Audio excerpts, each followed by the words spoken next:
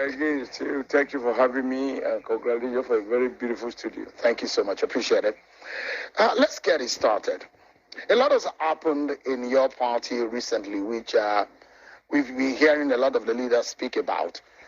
Some of these has brought up a lot of issues, big ones, big question mark on the internal health of the APC. And it's shown these internal wranglings and it's very vivid. How would you describe the situation now? To be honest, I don't know specifically what you are referring to. Well, as far as I'm concerned, and to the best of my knowledge, APC is very healthy. We have internal cohesion. We have all our senior party leaders working together, from the president to all the 22 or 23 governors elected on APC platform, to all our senators, all the members of House of Rep, whether those who lost primaries and those who won. We are all working together, and we are on record as having the opportunity of hosting people who didn't win the primaries and who, in spite of that, are actively participating in the campaign. So when you say there is internal problem, some head within the APC, you need to explain, please. Did you watch the interview of Governor Rufai on channels? Oh, yes, I did. So does that give you any inclination as to perhaps the ongoings in your party? I think what Rufai was talking about is not so much about our party. I mean, if you dissect it and you problematize and interrogate the essence of what he was saying, what I understand is that Rufai rightly, like all Nigerians, wondered why and who is responsible for scarcity of PMS and other petroleum products. Of course, truth be told, it is not the first time we're having it, but it appeared to be far more severe this time and almost totally nationwide. And the consequences is such that even myself, my humble self seated here, I have been campaigning in villages and wards and communities across Edo State. And in one location, I ran out of fuel and I had to pay 1,000 naira for a liter. Now, that is not funny. Somebody is responsible for that. And as we speak, we are spending almost 7 trillion naira. The Minister of Finance speaks to the fact that we are spending about 7 trillion naira for subsidy. And yet, most Nigerians found themselves paying much more than what the market rate will be. And yet you have petroleum equalization fund. So people are responsible for this. Now, if we thought, okay, this is not unusual that we have fuel scarcity, even from the days of the military, all the way to Obasanjo's government, to Yaradua, to Jonathan. So we can say this has become a perennial problem, but that doesn't make it acceptable. The second is what is obviously not a coincidence. The decision of the CBN to change the colors of the currency, of some of the currency, or so-called currency redesign. And again, that is not new. UK, I was there a couple of months back, and they have a new currency, new 20 pounds note, 50 pounds note, and it takes them about a year and a half, not only to sensitize the people, but to give them time to, in the course of, doing businesses, they retrieve the old ones and introduce the new one. But then suddenly CBN woke up to say that they resigned the currency. There was no consultation, not even within government. At least the Minister of Finance cried out, and he warned that there could be consequences, economic consequences, arising from this decision.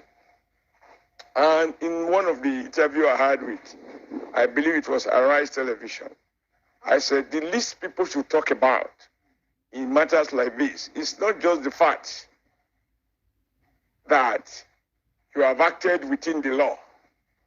You have the legal power, legally, to do certain things. But we are taught in basic leadership that whoever has power should pray for wisdom. And with wisdom, you will recognize that a population of 200 million people, you can't change policy overnight, like you change from a generator to NEPA and vice versa. But even worse is that you want me to change my old clothes by fire, by force. I'm willing to do so. I've actually acquired, you told me that there are new clothes to replace the old one. Now I have removed the old one, and the new one is not available. And you leave me naked. And then you tell me that I can't take more than 20,000 naira from my own money in a country in which also partly in part because of the CBN monetary policies, which has led to massive devaluation of the naira. A bag of rice in naira terms costs 30,000 naira. So if you spend 35,000 or 30,000 naira to buy a bag of rice, CBN roll out a policy that says you can't take more than 20,000 naira. That is where the ATM is working, which means you will have to queue for a whole day to take money enough to pay for half a bag. And if you need to pay for a whole bag, you have to queue another day to raise 40,000 to be able to buy a bag of rice. Shehu, this is not sensible. And so, I mean, you're not only a political elite. You're running for election, so you are reaching out, and you're running a grassroots election, so which you need to go to the grassroots to see people, so you can feel. You have had a fair share of these situation in terms of the fuel situation, which you described. So you see that there is a lot of problem. Nigerians are facing hard times. You suppose that this is artificially triggered, and to what end would you think that those who triggered this circumstance or this situation or economic hardship have in mind? Let me make a confession to you. After all, I'm a Catholic, we are supposed to confess. I was confronted by people, old men, pensioners, young people, mechanics, vulcanizers in rural communities. They are not living on government. In some communities, there is no presence of government. It is they and God. And they ask me, why are we imposing this hardship on them? I have to enter a disclaimer.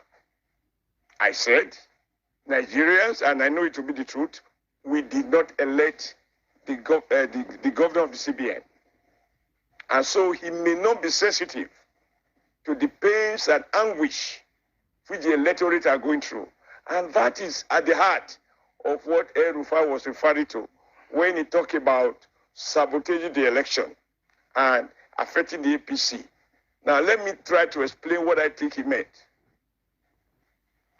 If you have pockets of riots, the type we saw in Ibadan, and what happened in Benin, that even men in uniform, soldiers, unable to get cash from banks, from ATM machines, had to go into University of Benin to compete for space, to break the queue in order to take, obviously, not more than 20,000 naira. And in the process, there is a scuffle between men in uniform and those they are supposed to protect, students. The rest is history. You have riots triggered by this process. A policy maker must not only look at what is lawful, it must look at its executive capacity to implement what it wishes to do. And Shehu, I thought it is the responsibility of the central bank to compel Nigerian banks to locate branches beyond what they consider to be economically viable. Which is why, for example, in my local government, I covered my senatorial zone, we have 6 local governments. Of the 6, only 1 local government has banks. The remaining 5 have no banks. And Edo is one of the oldest states in Nigeria, being part of Midwest, later Bendel, and now Edo. And yet, we have only one local government with banks. And so, even the most industrialized part of Edo State, like Okwela, where you have 2 giant cement factories, there is no bank there. And so, it was painful to me, and I was shocked. Because, you know, you and I sit in the city, we pontificate about elections, etc., etc. When a small farmer, a motor mechanic tells me, in the course of my campaign, that the POS operator in his neighborhood insists that he should pay 20%. So when he wants to withdraw 5,000, he has to part with 1,000. Nigeria is not exactly a banana republic. I'm shocked that the CBN could pursue this senseless policy. And let me be clear when I say senseless. It's not about the idea of changing currency. This governor has broken, because we have changed currencies before. And I dare say, check the records. When General Buhari changed the colors of the Naira, when he did in his first coming as military head of state, he did not forbid the banks from paying people in new notes. He did not impose restriction as to how much you can withdraw, provided it is your lawful money.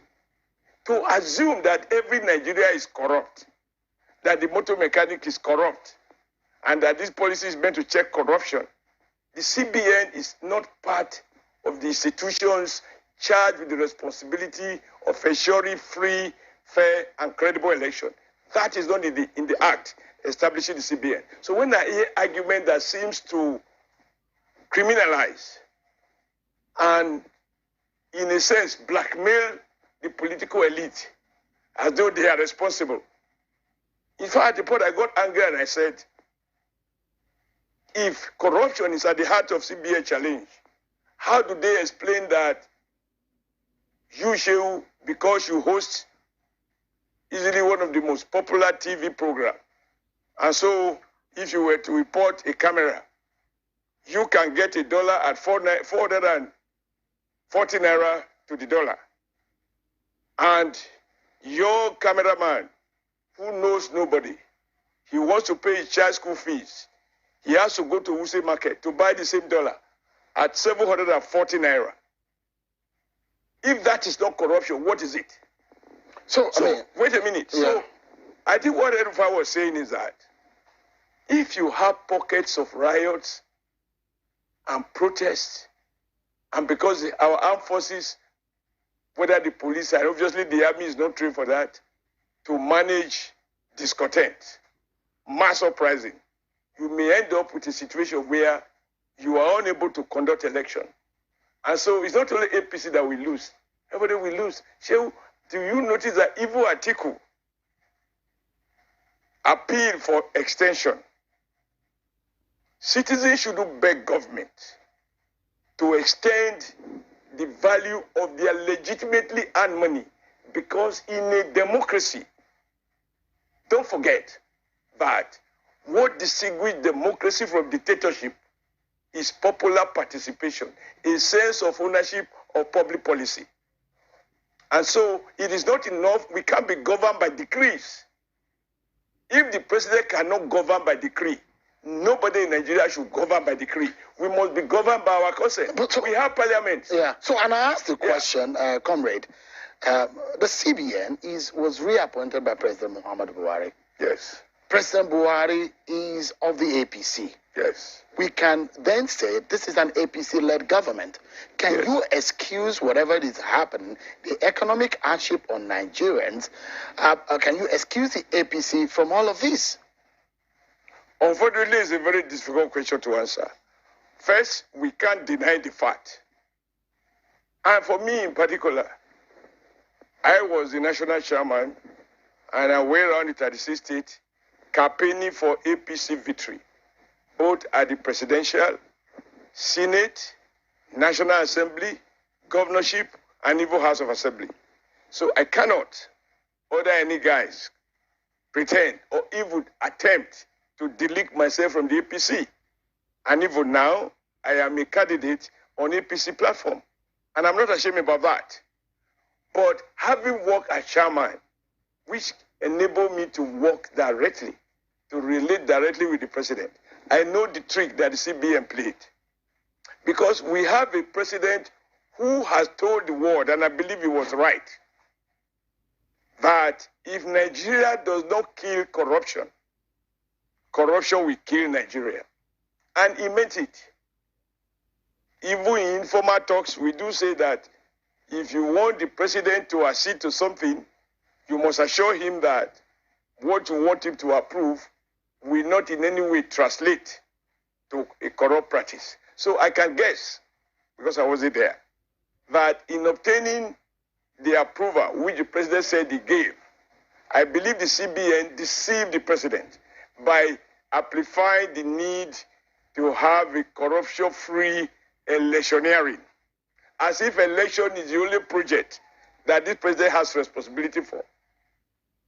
Because once you tell the president that, you know, we have to remove corruption from our electoral system, we must prevent vote buying, and by changing currency, those who have stock money, they will be trapped, and election will be free, fair, credible, no vote buying. The President Buhari that I know will have no difficulties in agreeing. However, wait, Shehu, the CBN governor knows better than that. He knows better than that. He knows that, I mean, even to talk of vote buying, I'm sorry to say, and I don't want to be misunderstood, but I'm not saying anything new. Somebody said so recently. We have moved from a situation where all you need is to compromise the police and the INEC, and you write result, and they are declared. Then you start balancing the ballot papers later. To one in which those seeking election are now afraid of the electorate. If people say you are buying vote, the way you bribe the police, you bribe people you are afraid of. Even that, it's not as bad as where we are coming from. I am not justifying it. I am on record as launching one man, one vote, and try to popularize it across Nigeria. I believe in it because if there is no free, fair election, people like me could have had a chance to contest for governorship. The timing, excuse me, you could see that the intention of the bank, is not to eliminate abuses, is to prevent the election from taking place. And let me ask you, even INEC will have to revise its budget if it budget to buy PMS to distribute election materials, and you now have to pay 500 naira or even 1,000 naira a liter, like I paid last week. Where will you find the difference? You're going to do a supplementary appropriation. If you have riot like you have in Ibadan, you had in Benin, I don't know elsewhere, and they were taking place simultaneously, and you are now dealing with the issue of protecting life and property, will election become a priority? So it is in that context that whoever scuttled the election will have scuttled the chances of APC winning the election. But I'm happy that even Atiku appealed for extension. But in my view, I think the National Assembly captured the mood of the people. And I'm happy about that because what distinguishes a dictatorship from democracy is the presence of parliament. They live and they represent 360 constituencies across the 774 local government in Nigeria. They are in touch with their people, and they have spoken. Nobody should lay claim to be more patriotic than the other. Now, those poor pensioners who were crying to me in Edo, what I have to do? I couldn't own up to the decision because I was not consulted. It's not a party decision. It was never debated at a party forum. So I believe that the governor of the bank just play on what he considered to be the president most, because the president is truly committed to anti-corruption. And so he uses that to achieve other objectives. Although the governor of Kaduna State had giving us yet another word in our political vocabulary. When he said elements in the villa, it used to be the cabals. Some people had said cabals and the element, they are the same thing, and a lot of people are wondering, who are these cabals? Well, bringing this intentional hardship on Nigerians. We are due for a break, but before we go there to that break, I would like you to tell Nigerians, you are a candidate of the APC. Yeah. You are a former governor under the APC. You are also the national chairman of the APC. How do you then, the national chairman, how do you then reconcile or convince Nigerians about these sort of situation, this economic hardship that they are facing, in the face of the fact that your party is seeking a re-election? And how do you then describe what have been described, as a lackluster economic policy decisions of this government? Because you are going to the polls. How do you convince Nigerians? I think this is why Governor El-Rufai suggested that there are people who are working to ensure that APC is defeated, because by imposing policies that create this kind of hardship, I have seen a post which, I said Nigerians are very creative. You can't fault it, even though it's only half of the truth. And the guy said, they made us to queue to buy PMS. Then they made us to queue to go against our own money from our bank. We are not government people. We are not corrupt. They did not accuse us of corruption. But we queue to collect small of our own money. And then we took it to a petrol station or a black market. We queue to get small PMS. And these people think we are going to queue again on election day to vote for the party that opposed this hardship. And so this is the basis of Governor El-Rufai's conclusion. But those behind it, and I don't want to talk about elements in the bill. I like to speak to faces. Some people may not like it, but it is better you measure names so that you do not, how we measure CBN governor, and he asserted his power under the law. He didn't say he was acting under pressure. So I prefer to believe him that the decision is the product of his own womb. Ill-conceived, ill-thought out, poorly timed to create the hardship. I'm sorry to say, because it's not a secret that he wanted to contest and he paid 100 million for APC nomination form. And the president directed that all those who want to contest election should withdraw from the race. They should resign. And I remember when he went to the villa apparently to consult. On his way out, they asked him, have you been cleared? And he said there will be big news soon. The only news we have now heard is this change of currency. We have not heard the news why he didn't proceed with his candidate. So not a few wondered whether Governor Mefule is angry with people like us who are in APC, whose form he bought, even though I'm not responsible for the selling and the buying of the form, and that he could have chosen a policy that will discredit the party. And unfortunately, everybody knows President Buhari's constituency in Nigeria is the army of the poor. The elite has never supported him. We are different. And it is these poor people who are hit. Votes on the poll that you have put in. Let's get back to the conversation rally. Not at all. On the contrary, I was surprised that people who like to twist facts and who behave as if they have no memory or they are in another planet try to make issues out of nothing. President Buhari is the chairman of Bola Ahmed Tinubu campaign organization. He announced it by himself that he accepted and that he will chair and he will be chairing the organization. The campaign council. Number two, he also said he's not going to ground government. Even when he himself was a candidate, there were occasions we have to cancel some scheduled rallies when there are other state matters, whether at home or abroad, that he has to attend to.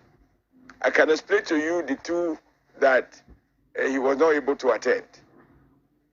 One of them was in Ogun State. That day, President Buhari was in Senegal. It is no secret. The media reported it. And so I'm surprised that anybody other than those who thrive and flourish in scandal or mischief, we see his absence in Ogun as an issue when he was attending to state matters in Senegal. The second was Kwara. He informed us and he informed the candidate that he was going to whether Madagascar or Mauritius to attend to an African forum of heads of state. And so we have a choice to postpone to another day or he will be absent. And because the calendar is already choked, we are getting too close to the election. We decided that we can always go to Kwara and he will attend other subsequent events. Let anybody tell me which of the rallies we have attended since he started attending rallies that he's meant to attend, that he deliberately stayed off. In our calendar, I can show you the states that we feel he should attend and the state that we think we can go ahead without his presence, because, don't forget, whereas he's a supporter and the chairman of the Tinubu Campaign Council, he is first and foremost the president of the Federal Republic of Nigeria and the commander-in-chief of the Nigerian Armed Forces. No one expects him, like Tinubu is doing now, to move away from the State House for the next 30 days or 40 days. That is not realistic. So people choose to make issue out of nothing. But his appearance yesterday was scheduled.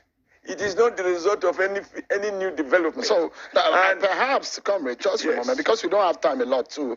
In Ogun and Akwa Ibom, your candidate openly and boldly criticized the policy of this government, talking about the issue of power, the economy woes in the country, the fuel scarcity situation.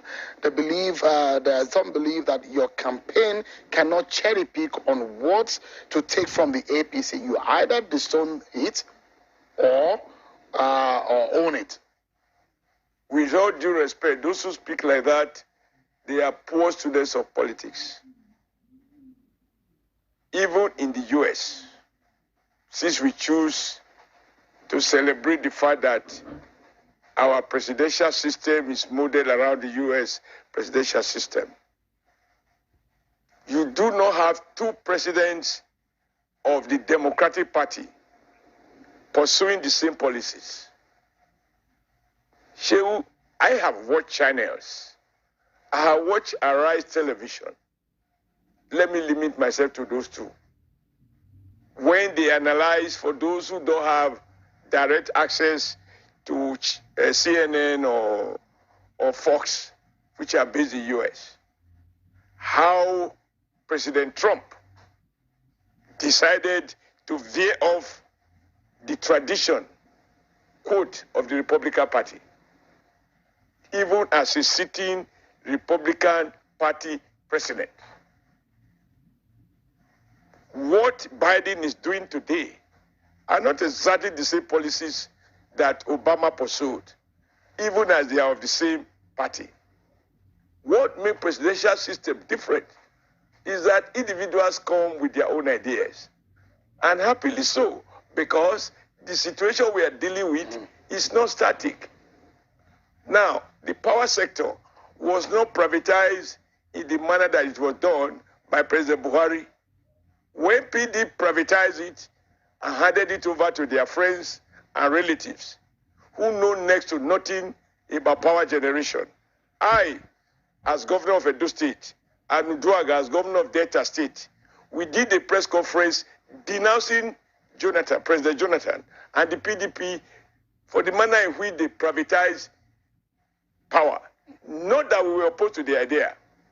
Even worse is that they tied the hand of the next government by entering into an agreement which says you cannot review what they've done until after a certain number of years. Comrade, unfortunately, we're out of time. Just for a moment, we're out of time. Don't ask questions that I cannot explain. No, just for a moment, we're out of time. And you mentioned the PDP, who have now described your campaigning as childish and not statesmanly.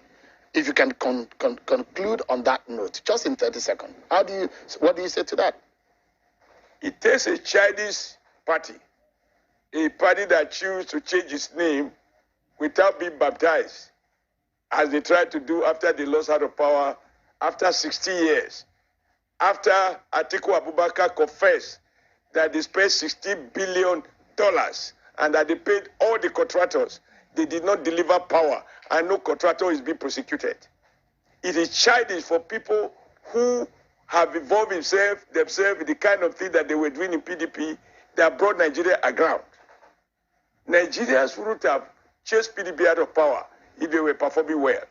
And PDP is on record talking about being childish. It is only under PDP government that a vice president childishly fought with his president over how they share the money for equalization fund. It is only under childish PDP that, a city vice president decamped from the party under which it was elected, even though it is back to that party now. I don't think you should take the word of opposition. All right. You put them authoritatively as if you are citing. Those are the ones because you are in competition with them. Yeah. But when they go low, at least you should go high. No, you are competing now with them. Now you have forced me to go low because if I don't, sometimes like Wike said, you slap me, I slap you. Comrade Adams Oshiomole, thank you so much indeed for coming.